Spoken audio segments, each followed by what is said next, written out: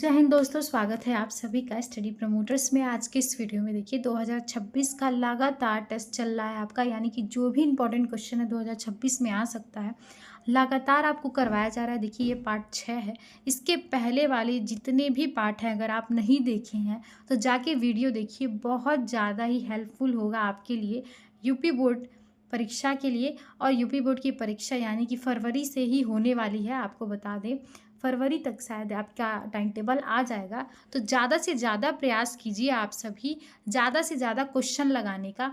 और देखिए बहुविकल्पी के बहुत सारे क्वेश्चन मैं करवा दी हूँ, सारे वीडियो में 40 प्लस क्वेश्चन करवाया गया है। प्लेलिस्ट में आप जाके देख सकते हैं सामाजिक विज्ञान के। और तो और 2025 और 2025 और प्लस 24 का जो भी मॉडल पेपर है उसको भी दिखाया गया है, यानी कि सारे सब्जेक्ट का करवा दिया गया है। अगर आप चैनल पे नए आए हैं तो सब्सक्राइब कर लीजिए और सारे वीडियो को जाके वहाँ से देखिए और सारा आइडिया लगाइए कि कैसे पेपर यूपी बोर्ड में पूछे जा रहे हैं। देखिए सबसे पहले आपका अनुक्रमांक लिखा होता है, यानी कि रोल नंबर आपको लिखना होता है। उसके बाद से नेम लिखना होता है, यानी कि आपको नाम लिखना होता है। और यहाँ पे आपका 2026 लिखा रहेगा, कोड लिखा रहेगा जैसे लिखना होता है OMR सीट पे। ऐसे बॉक्स बना होता है, 2 बॉक्स बना होता है। यहाँ पे देखिए A और D लिखा है, यहाँ पे A लिखना होता है, यहाँ पे D लिखना होता है। ऐसे गोला बना होता है, उसमें गोला भरना होता है A और D लिखने के बाद से। इसको बारी बारी से मैं बताते चल रही हूँ ताकि अगर कोई भी बच्चा न्यू जुड़ रहा यानी कि नया आ रहा है चैनल पे, तो उसको सारी जानकारी होनी चाहिए। अगर आप पुराने बच्चे हैं तो अगर आप पुराने बच्चे हैं आपको तो नॉलेज होगा ही, लेकिन नए बच्चे जो भी जुड़ रहे हैं उनको नॉलेज नहीं है, इसीलिए इसको बार बार बताया जाता है। देखिए 100 नंबर का आपका पेपर होता है, 70 नंबर आपका जो लिखने वाला होता है यानी कि ये जो पेपर है, और 30 नंबर आपका प्रैक्टिकल होता है। प्रैक्टिकल आपका स्कूल में करवाया जाता है, बाहर से टीचर आते हैं, वाइवा लेते हैं, पूछते हैं, प्रैक्टिकल कॉपी चेक करते हैं, ये होता है। 30 नंबर आपको स्कूल से मिलता है, यानी कि 30 नंबर से जितना भी नंबर आपको मिलता हो। और उसके बाद जो 70 नंबर है वो 2 भाग में विभाजित होता है। 20 नंबर आपका बहुविकल्पी होता है। 50 नंबर क्या होता है, देखिए 50 नंबर में क्या होता है, यहाँ पे 80 शब्द और 150 शब्द का आपका प्रश्न पूछा जाता है, यानी कि इसमें आंसर आपको लिखना होता है, उत्तर लिखना होता है।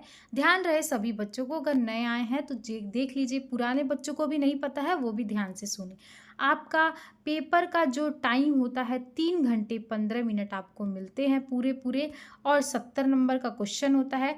ध्यान रहे 20 नंबर केवल बहुविकल्पी का क्वेश्चन होता है, और बहुविकल्पी का क्वेश्चन आपको OMR सीट पे ही भरना होता है, कॉपी में नहीं लिखना होता है। चलिए उसके बाद 15 मिनट परीक्षार्थी को प्रश्न पत्र पढ़ने के लिए दिया जाता है। 15 मिनट आपको दिया जाएगा कि प्रश्न पढ़िए, ध्यान से पढ़िए, क्या क्या इंस्ट्रक्शन दिए गए हैं। इसीलिए सारे वीडियो में मैं आपको बताती हूँ ताकि कोई भी बच्चा गलती नहीं करे। यानी कि अगर 20 नंबर आपका चला जाए, अगर गलती से भी 20 नंबर आपका चला जाए तो आप यूपी बोर्ड के एग्जाम में फेल हो सकते हैं। इसीलिए ध्यान से सारी चीज़ों को देखिए, सारी चीज़ों को पढ़ना है। प्रश्न पत्र 2 खंडों में और ब में विभाजित है।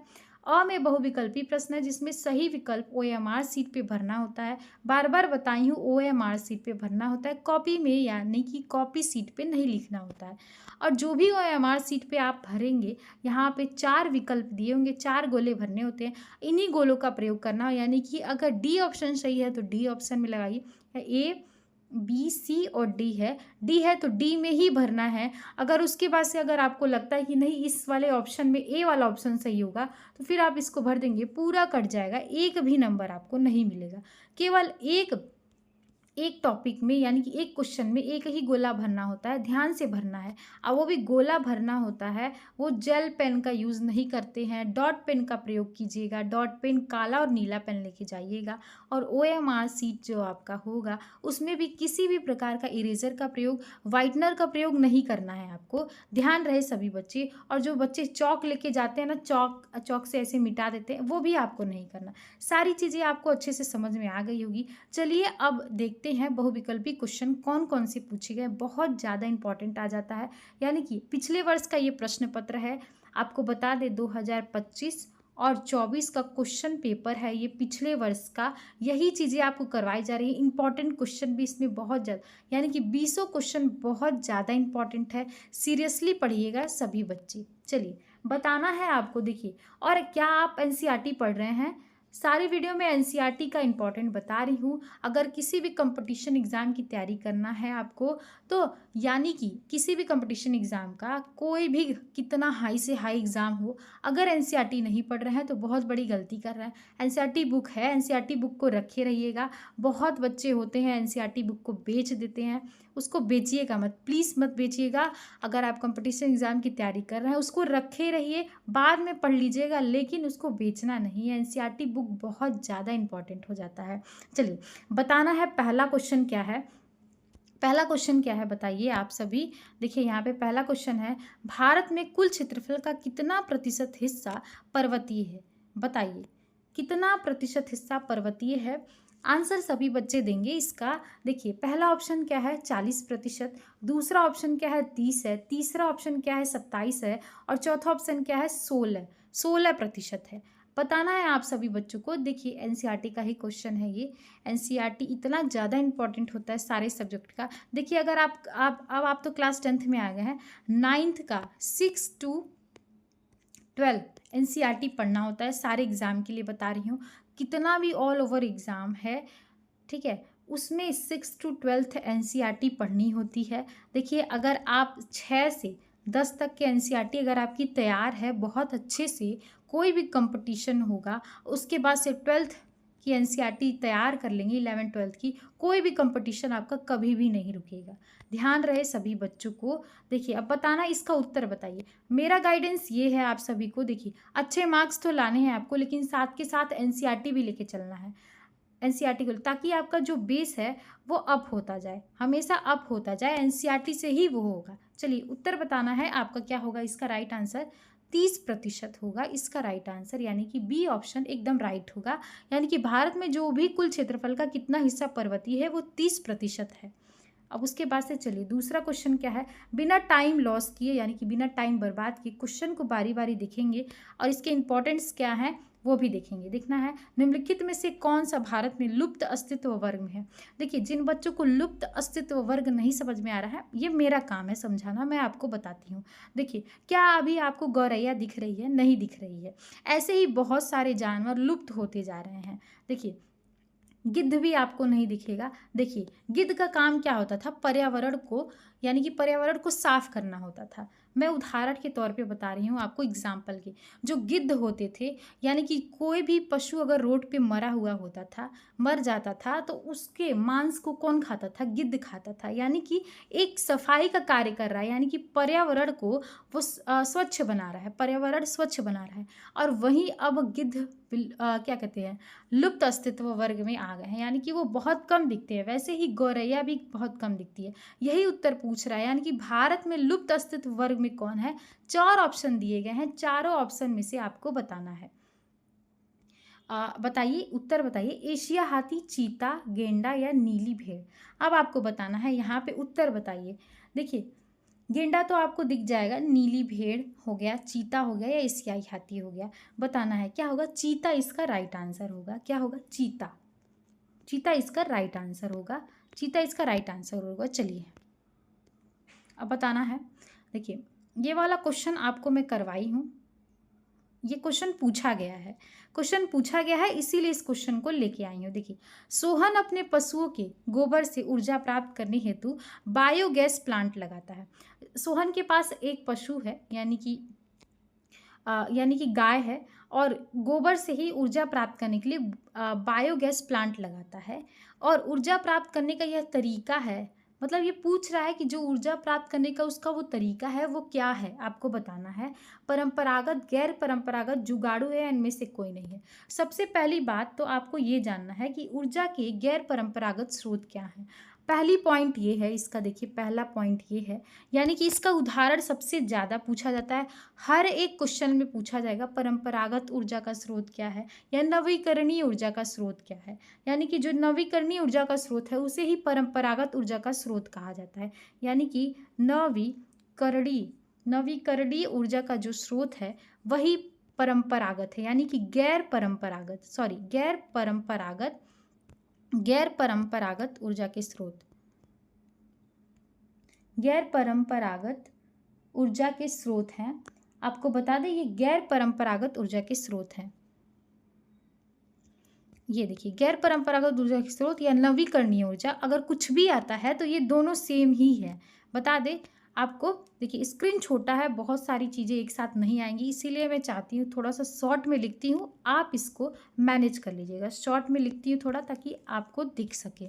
अब बता रही हूँ इसको, देखिए नवीकरणीय ऊर्जा का स्रोत पूछे या फिर गैर परंपरागत ऊर्जा का स्रोत पूछे, ये दोनों एक ही बात है। यहाँ पे अगर नवीकरणीय ऊर्जा का स्रोत अगर लिख दिया जाए तो ये दोनों चीज़ें सेम होती हैं। उदाहरण देखिए इसका क्या है, उदाहरण देखिए, उदाहरण क्या है, देखिए जितना भी प्राकृतिक चीज़ है, यानी कि प्राकृतिक चीज़ों से प्राप्त होता है, यानी कि देखिए सौर ऊर्जा, सौर ऊर्जा, पवन, पवन ऊर्जा, पवन ऊर्जा, उसके बाद से देखिए यहाँ पे ज्वारीय ऊर्जा।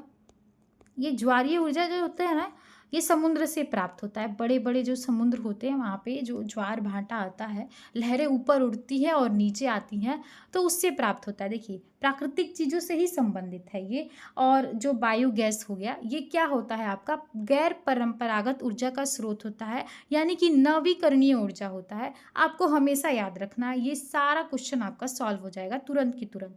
अब बताइए पवन ऊर्जा क्या होती है। पवन चक्कियाँ जो देखिए सबसे ज़्यादा तो नॉर्वे में है, नॉर्वे में इसका प्रयोग किया जाता है। नॉर्वे है ना, नॉर्वे में बहुत ज़्यादा जो बड़ी बड़ी पवन चक्कियाँ ऐसी लगी होती हैं यहाँ पे, उसका प्रयोग किया जाता है पवन ऊर्जा का। और अब बताइए भारत में कहाँ पे है, ऐसे प्रयोग कहाँ किए जाते हैं, भारत में कहाँ पे है। एक देखिए गुजरात में है और दूसरा आपको बताना है और कहाँ पे है। देखिए एक्स्ट्रा पॉइंट इसीलिए आपको बताया जाता है ताकि उससे रिलेटेड कोई भी चीज़ हो, इन्फॉर्मेशन हो, वो मिस ना हो आपसे। देखिए बताना क्या है, इसका राइट आंसर क्या होगा, गैर परंपरागत, गैर परंपरागत। अब नेक्स्ट क्वेश्चन पे देखिए, जीवाश्म ईंधन द्वारा होता है। अब आपको बताना है जो भी जीवाश्म ईंधन है तो उससे क्या होता है, क्या फैलता है। मृदा प्रदूषण, वायु प्रदूषण, जल प्रदूषण, ध्वनि देखिए अब आ रहा है दिवाली और दशहरा आ रहा है। दिवाली में देखिएगा इतने सारे पटाखे फोड़े जाते हैं, वायु प्रदूषण भर भर के होता है। और दिल्ली की हालत तो आप जानते हैं कितना ज़्यादा वहाँ पे प्रदूषण हो जाता है। देखिए अब बताना उसी से संबंधित है, जीवाश्म ईंधन द्वारा होता है, क्या होता है आपको बताना है, वायु प्रदूषण होता है। क्या होता है, वायु, वायु प्रदूषण होता है, वायु प्रदूषण होता है। एकदम याद रखना है आपको, अगर जीवाश्म ईंधन आता है, अगर पूछा जाता है तो आपको टिक लगाना है वायु प्रदूषण पे। चलिए नेक्स्ट क्वेश्चन पे बढ़ते हैं। देखिए मोटे अनाज का उदाहरण नहीं है, इतना ज़्यादा मोटा अनाज का पूछा जाता है। ये देखिए नहीं है, यहाँ पे नहीं है। बच्चे अगर नहीं पढ़ते हैं, बच्चे देखिए ध्यान से अगर आप नहीं पढ़ेंगे, अगर आप ऐसे पढ़ लेंगे निम्नलिखित में से कौन से मोटे अनाज का उदाहरण है। अब बताइए अगर आप पढ़ लेंगे और नहीं छोड़ देंगे, नहीं छोड़ देंगे, पूरा आंसर आपका गलत हो जाएगा।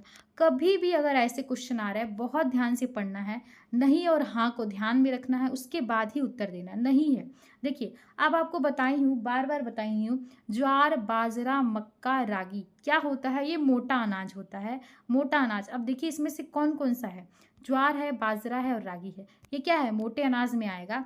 और जो उदाहरण नहीं है, मोटे अनाज का उदाहरण नहीं है, क्या है, अरहर नहीं है। अरहर तो दाल है, ये मोटा अनाज में आता नहीं है। तो ध्यान रहे आप सभी को, एकदम अच्छे से इसको याद कर लेना है। चलिए स्वयं सहायता समूह से बचत और ऋण संबंधित अधिकतर निर्णय लिए जाते हैं। जो स्वयं सहायता समूह होता है, यानी कि स्वयं सहायता यानी कि स्वयं, यानी कि कुछ लोगों के द्वारा स्टार्ट किया गया होता है ये। और ऋण संबंधित यानी कि जो ऋण से संबंधित अधिकतर निर्णय लिए जाते हैं, बताना है जो अधिकतर निर्णय क्या लिए जाते हैं बताना है।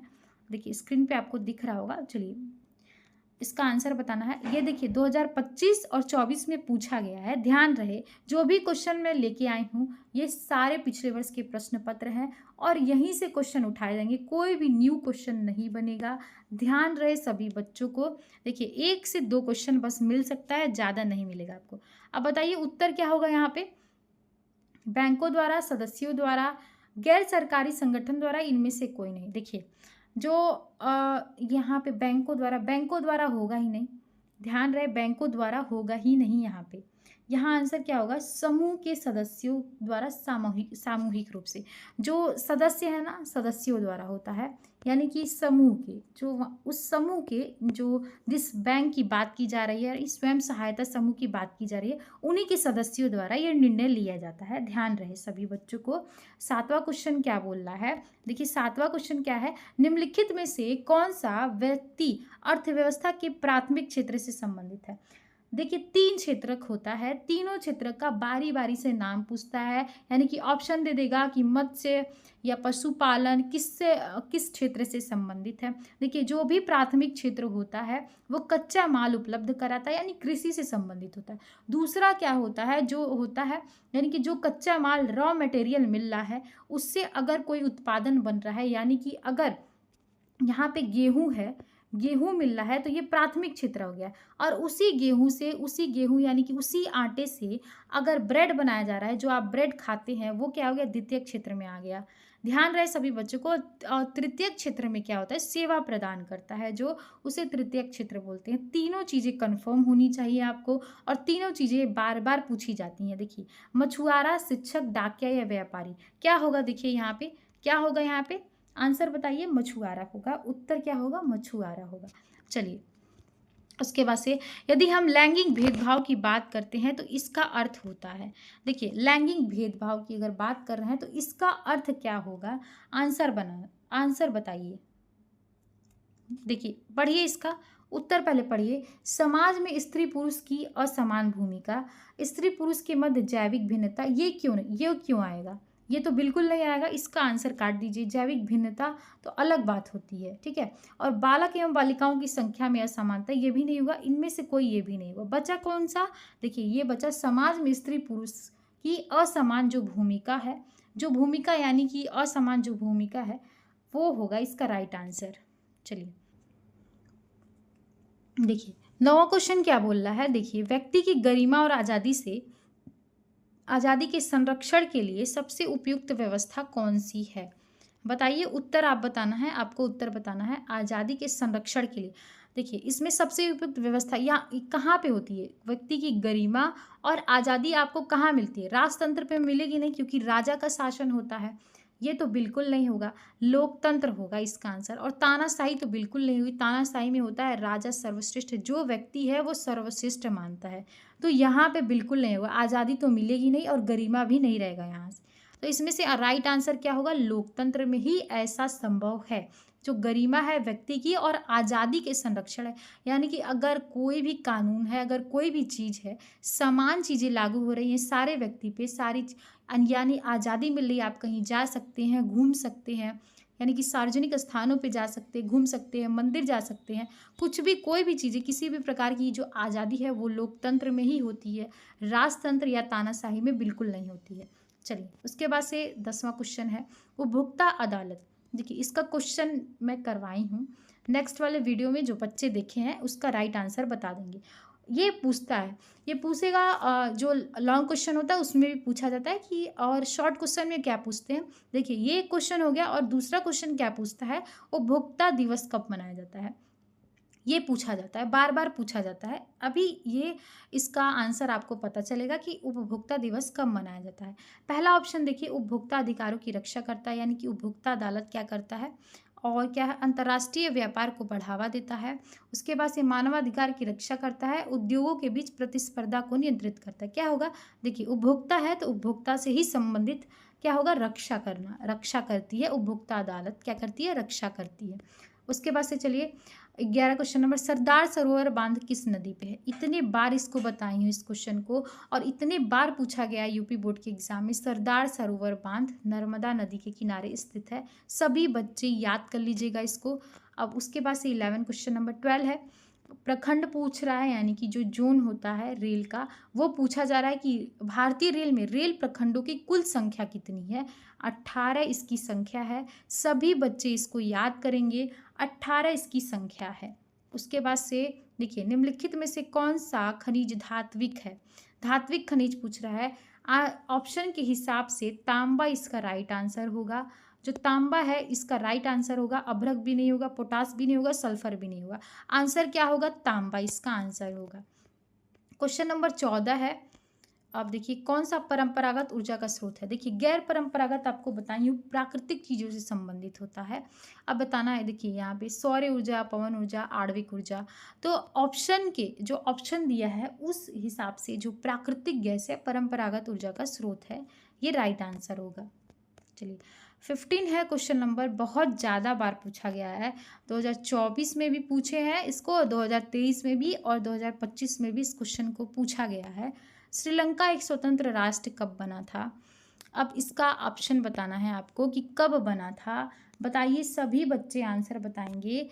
4 फरवरी 1948 को जो श्रीलंका है एक स्वतंत्र राष्ट्र बना था। सभी बच्चे याद रखेंगे, बी वाला ऑप्शन एकदम सही होगा। बी वाला ऑप्शन एकदम सही होगा। चलिए नेक्स्ट क्वेश्चन पे है कि निम्नलिखित में से किसने 1828 ईस्वी में बरदौली सत्याग्रह का सफल नेतृत्व किया था? ये कंपटीशन में भी पूछा जाता है और आपके यूपी बोर्ड के एग्जाम में भी पूछा गया है, तो सोच लीजिए कितना ज़्यादा इंपॉर्टेंट हो जाता है ये बरदौली सत्याग्रह। अगर जहाँ कहीं भी आएगा आपको राइट आंसर पे लगाना है, टिक लगाना है। महात्मा गांधी होंगे क्या, जवाहरलाल नेहरू होंगे क्या, सुभाष चंद्र बोस होंगे, सरदार वल्लभ भाई पटेल होंगे? राइट आंसर क्या होगा? सरदार वल्लभ भाई पटेल इसका राइट आंसर होगा। बरदौली सत्याग्रह किससे संबंधित है? सरदार वल्लभ भाई पटेल से संबंधित है। चलिए अब 17 क्वेश्चन नंबर क्या है, देखिए निम्नलिखित नेताओं में से किसने गुप्त यंग यूरोप की स्थापना की? ऐसे ही क्वेश्चन पूछा जाएगा कि यंग यूरोप की स्थापना किसने की है, गुप्त यंग यूरोप की? गैरीबाल्डी, कवूर, मैजिनी या बिस्मार्क? इसका राइट आंसर क्या होगा? मैजिनी।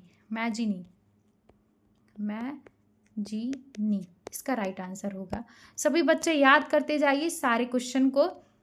यहाँ देखिए भारतीय वन जीवक रक्षक अधिनियम कब लागू हुआ था? बताइए 18 क्वेश्चन नंबर कब हुआ था? 1972 में लागू हुआ था। बहुत ज़्यादा इंपॉर्टेंट हो जाता है, 20 का 20 क्वेश्चन। अब बताना, निम्नलिखित में से कौन सा राजनीतिक दल सांस्कृतिक राष्ट्रवाद की अवधारणा का समर्थन? सभी बच्चे झंडा तो देखे ही होंगे, है ना? सभी बच्चे बताइए कि कौन सा होगा इसका राइट आंसर। बताइए, आप सभी देखे होंगे और ख़ास करके जो लड़के हैं वो तो जानते ही होंगे इसके बारे में, जगह जगह घूमते रहते हैं, वो देखे ही होंगे। यानी कि और जो लड़कियां हैं वो भी बताइए। देखिए यहाँ पे राजनीतिक दल सांस्कृतिक राष्ट्रवाद की अवधारणा का समर्थन करता है। अगर कोई भी बच्चा अगर थोड़ा सा भी अवेयर है इसका आंसर बता देगा। क्या होगा इसका आंसर? बताइए, भाजपा यानी कि भारतीय जनता पार्टी यानी कि जो सांस्कृतिक राष्ट्रवाद की अवधारणा का समर्थन करता है। चलिए और 20 क्वेश्चन नंबर है, देखिए 20 क्वेश्चन है। राष्ट्रवाद की पहली स्पष्ट अभिव्यक्ति किस क्रांति के साथ हुई थी? दोस्तों अगर चैनल को सब्सक्राइब नहीं किए हैं तो अभी सब्सक्राइब कर लीजिए और बेल आइकन को प्रेस कर लीजिए। यानी कि बेल आइकन का मतलब होता है अगर कोई भी वीडियो अगर अपलोड किया जाएगा तो आपको नोटिफिकेशन तुरंत मिलेगा और सारी वीडियो को आप जल्द से जल्द देख सकते हैं। अगर नए बच्चे हैं और अपने दोस्तों को भी शेयर करते जाइए, सारे बच्चों को इसको शेयर कीजिए। आपके भाई बहन हैं तो उन्हें भी शेयर कीजिए और चैनल पे जाके आप देख सकते हैं सारे वीडियो को, कितने सारे वीडियो आपको करवा दिया गया है, सारे बहुविकल्पी क्वेश्चन को भी करवा दिया गया है। चलिए इसका आंसर बताइए आप। राष्ट्रवाद की पहली स्पष्ट अभिव्यक्ति किस क्रांति से हुई थी? बताइए अब सभी। अमेरिकी क्रांति, फ्रांसीसी, गौरवमयी क्रांति या रूस की क्रांति? सभी बच्चे बताइएगा। HW में आपका है, यानी कि कमेंट बॉक्स का आंसर बताना है। कमेंट बॉक्स में आंसर बताइएगा कि रूस की क्रांति कब हुई थी, बताना है। अब इसका राइट आंसर मैं बताती हूँ, फ्रांसीसी क्रांति जो 1789 में हुआ था। और ये भी आपको बताना है कि जो रूस की क्रांति हुई थी उसमें कौन सा नारा दिया गया था, उत्तर आपको बताना है। ये उत्तर पूछा गया है। और फ्रांसीसी क्रांति किस साल में हुआ था, कब हुआ था? 1789 में। ये क्वेश्चन बता दी हूँ मैं आपको और इसका राइट आंसर भी बता दी हूँ कि फ्रांसीसी क्रांति इसका राइट आंसर होगा। सभी बच्चे जल्दी से जल्दी अपने दोस्तों को शेयर कर दीजिए, भाई बहन को भी शेयर कर दीजिए और चैनल को भी सब्सक्राइब कर लीजिए। धन्यवाद।